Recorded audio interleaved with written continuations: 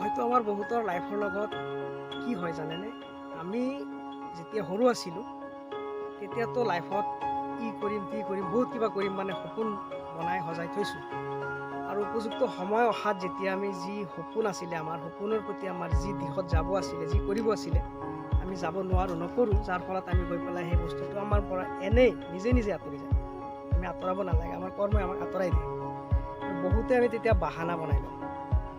কৰিব আছিলে কিবা, সেইটো কৰিব হ'লে ইফালে আমাক মেহনত কৰিব লাগিব, এইটো কৰিব লাগিব।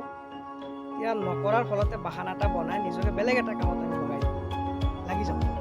আৰু সেইটো লাগি যোৱাত তেতিয়া আমাৰ মনত সেই সপোনৰ ভাৱটো আমি ট্ৰান্সফাৰ কৰি লওঁ যে মই এইটো কাম কৰি পেলাই পিছতহে কৰিম। তেনেকুৱা হয় মানুহৰ মাজত। আমি য'ত এবাৰ গৈ পেলাই ফচি যাওঁ, তাৰ পৰা উঠি আহি আমি লাইফৰ বেলেগ আৰু এটা দিশত যাব হ'লে কিন্তু আমাৰ টাৰ্ণিং পইণ্ট এখন আমাৰ লাইফৰ লিখা পঢ়াৰ পিছতহে আমাৰ ভয় বাঢ়ে। এতিয়া আমি নিজকে যিমানখিনি ফিট কৰিব পাৰিছোঁ যোনে, সিমানৰ ওপৰতে আমাৰ ৰিজাল্টৰ আমি আশা ৰাখিব পাৰিম। আৰু অন্যথাটো আমি এনেই বাহানা বনাই মনত নিজকে নিজে সন্তুষ্ট দি কৰিলে নহ'ব। আৰু সেয়াৰ প্ৰতি আমাৰ যি কৰিব আছে, যি য'ত যাব আছে, মনৰ যি আশা বা সপোন যি আছে আমাৰ, তাৰ প্ৰতি যি কৰিব আছে, আমি সেয়াৰ প্ৰতি উপযুক্ত ইনফৰমেশ্যন আমি লৈ আমি সেই দিশত আমি কাম কৰিব লাগিব। অন্যথাটো আমি ফচিয়ে যাওঁ।